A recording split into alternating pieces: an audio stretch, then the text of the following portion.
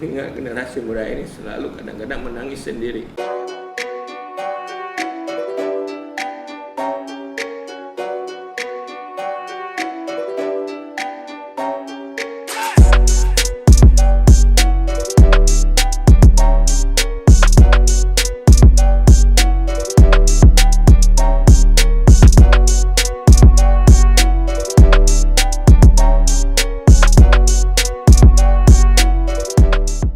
Himpunan Ulama Daya Aceh, kemudian termasuk agak sering saya baca, kemudian saya dengar istilah yang terakhir sering dipopulerkan di ayah, yaitu Islam Wasatiyah. Sebenarnya Wasatiyah itu kan jalan tengah ya. Jalan tengah. Jalan tengah kan, apakah ini ada hubungannya dengan teori adil tadi ya? Iya. Adil itu ibarat tidak tafrid, tidak ifrat. Tidak jumud dan tidak overaktif. Artinya selalu terjaga keseimbangan. Ya. Tubuh manusia baru sehat di saat seimbang antara panas dan dinginnya. Ya. Terlalu panas juga bermasalah, terlalu dingin juga bermasalah dia. Ya. Dia harus dalam tata seimbang. Mesin juga. Dingin nggak panas sekali nggak hidup dia. Betul. Kelewat panas terbakar. Ya. Jadi standar ampere panas itu harus di tengah dia. Adalah stella. Maka di sana ada api, di sana ada air. Ya. Juga manusia itu dalam pola pikirnya dia harus wasatiyah. Ya. Wasatiyah itu menjaga keseimbangan. Berbeda sebuah kondisi, berbeda keadaan, berbeda wasatiyahnya. Maka kalau misalnya imam itu, kalau dia jadi imam dia harus wasatiyah. Ya. Wasatiyahnya tergantung bagaimana makmumnya. Kalau makmumnya tukang malas salat semuanya, itu wasatiyahnya ayat pendek-pendek. Kalau memang makmumnya khusus-khusus, ahli-ahli ibadah ayat panjang-panjang, itu udah wasatiyah. Wasatiyah itu ada dengan cara yang seimbang, tidak radikal, tidak over. Ibaratnya begini, jalan tengah itu ada, itu yang benar-benar jalan. Sampingnya adalah parit, jurang, samping kiri jurang, samping kanan jurang. Kelewat kanan jatuh jurang, kelewat kiri jatuh jurang. Dia harus jaga di tengah. Akhlak itulah wasatiyah. Dalam kepribadian wasatiyah, orang tidak marah sama sekali, itu salah. Itu tidak wasatiyah. Marah terus juga nggak wasatiyah. Jadi wasatiyah nggak terbatas cuman pada tataran pemikiran. Enggak, pemikiran, sikap dan perilaku. Karena kalau akhlak kan perilaku. Akhlak perilaku tetapi yang berangkat dari pemikiran. Ya. Pemikiran itu berangkat dari hati, Ya. dari sebuah rasa. Maka wasatiyah itu jaga keseimbangan itu. Orang berakhlak itu punya kepribadian wasatiyah.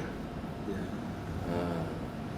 Maka kalau ada bahasa lain, mampu menempatkan sesuatu sesuai pada tempatnya, sesuai proporsinya. Ya. Itu wasatiyah namanya. Wasatiyah. Berarti tugas-tugas kepemimpinan juga tugas-tugas wasatiyah. Tugas wasatiyah. Jadi di tengah anda berat sama partai, anda berat sama kelompok. Ini yang paling ahli jaga wasatiyah itu Rasulullah. Itu paling tepat. Tapi yang lain pasti di bawah itu. Ya. Berarti kan ketika ayah mengangkat istilah Islam wasatiyah, berarti kan di samping alasan-alasan yang tadi, berarti kan mungkin ada alasan-alasan lain. Alasan yang lain bagaimana maksudnya? Mungkin fikir realitas urban, realitas yang dalam masyarakat dalam hal mungkin praktek-praktek agama dan sebagainya.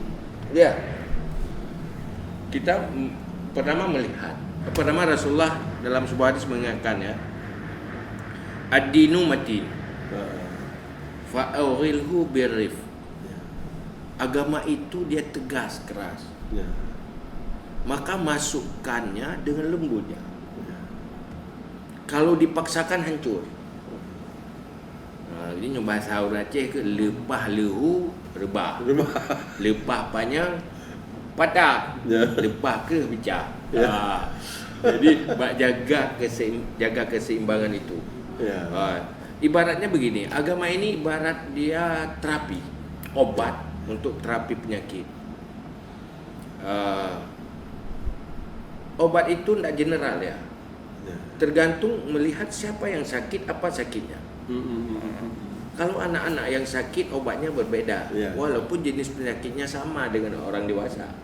Ya, penyakit yang kalau minum obat. Nyogol pergi mana obatnya salah doktor. Penyakit kalau minum obat harus yang vaksin. kegagalan medis. Gagal. Kegagalan medis. Tetapi sebenarnya kalau orang tahu Islam, di Ya. situ semua ada obatnya. Ya. Islam itu solusi. Karena di ilmu kesehatan, begitu ada penyakit yang belum ditemukan obatnya, maka yang dia cari terlebih dahulu meningkatkan kekebalan tubuh dengan cara vaksin. Ya. Nah, mungkin Islam juga begitu. ya, Islam ada obat, dua macam obat. ya, Buat darah. Sabar dan bersyukur. sama. Kalau kita nggak punya harta, lapar, ya sabar. Sama. Divaksin dengan sabar. Kalau punya nikmat, ya bersyukur. Bersyukur. Mungkin ada pesan-pesan khusus saya terkait dengan bagaimana kita mensyukuri damai, kemudian persoalan kepemimpinan dan sebagainya untuk generasi muda kita.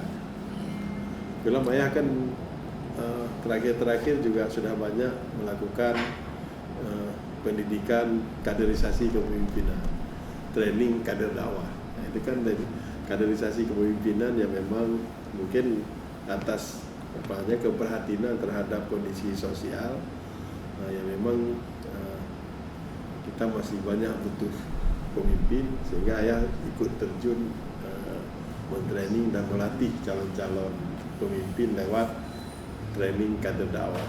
Mungkin ada pesan-pesan terkait kepemimpinan dan damai untuk generasi penerus, untuk anak-anak muda. Pertama, kalau kita bicara anak muda, tidak pernah lepas dari kita generasi tua. Artinya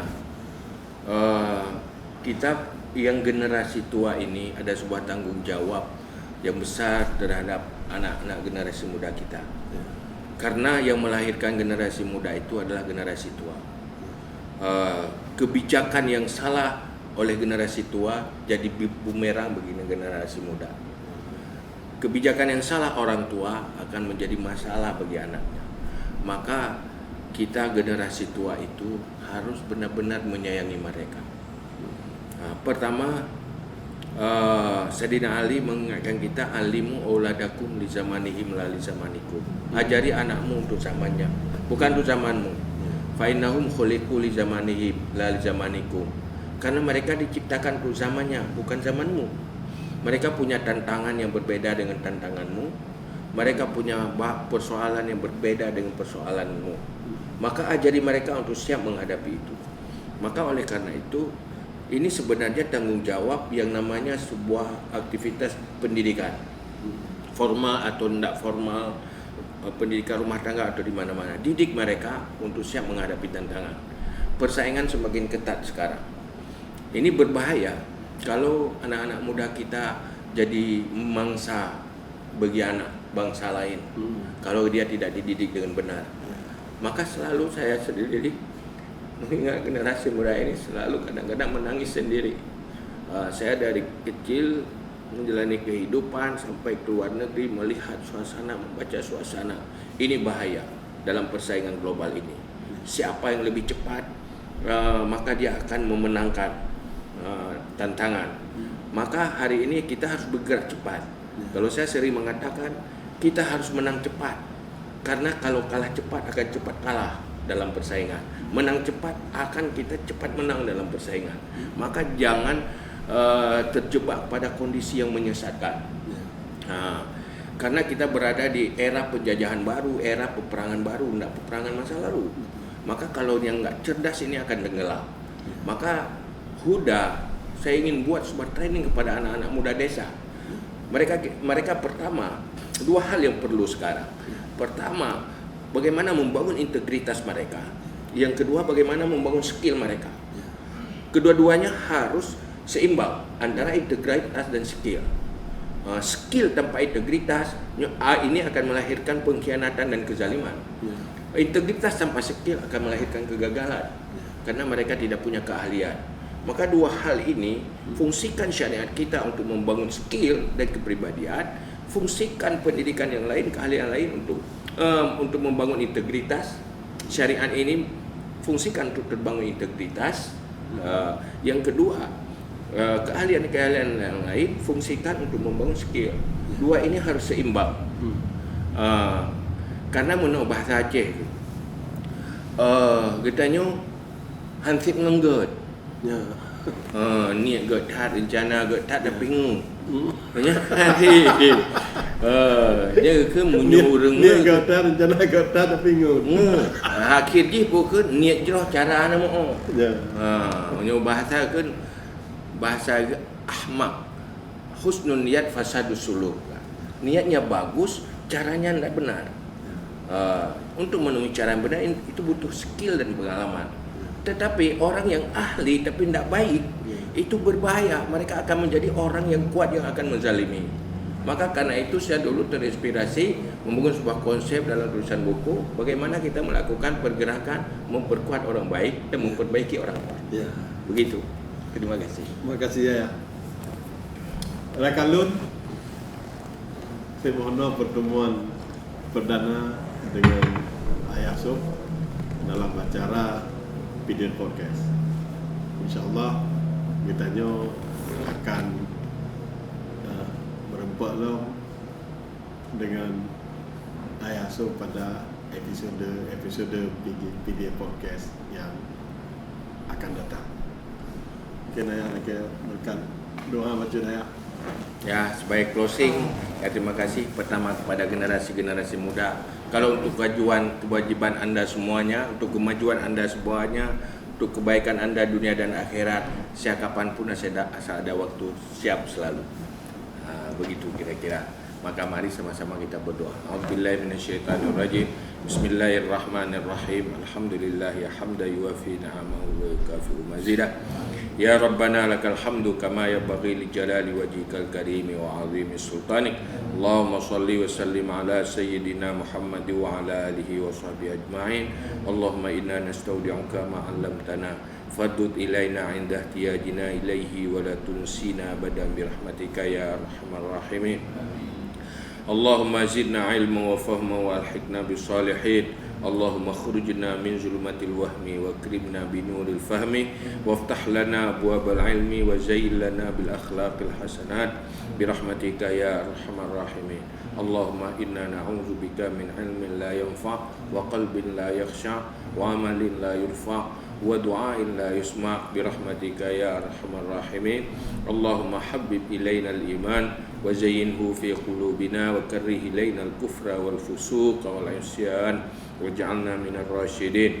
Allahumma ighfir lana dhunubana wa liwalidayna warhamhuma kama rabbayana saghira wa li jaddina wa li jaddatina wa li ustazina wa li masyayikhina wa li muallimina wa liman lahu haqqun alaina wa liman ahsana ilaina wa liman awsana bid du'a wa li jami'il muslimin wal muslimat wal mu'minin wal mu'minat bi rahmatika ya arhamar rahimin. Allahumma lakal hamdu wa minkal faraju wa ilaikal mustaka wa bikal musta'an wa la hawla wa la quwwata illa billahil aliyyil azim. Sallallahu ala sayyidina Muhammad wa ala alihi wa sahbihi wa baraka wa sallam. Subhana rabbika rabbil izzati amma yasifun. Salamun ala al mursalin walhamdulillah rabbil alamin.